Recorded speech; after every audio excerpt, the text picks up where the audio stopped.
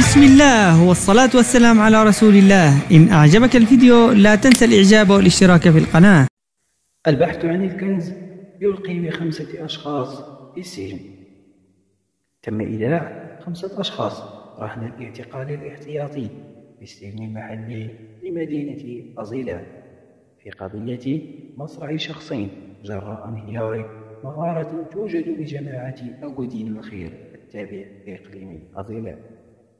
وذكرت مصادر خاصة أن المشتبه بهم ال5 تم توقيفهم بعد متابعتهم بجنحتي عدم تقديم المساعدة لشخص تنقيب عن المعادن بدون ترخيص.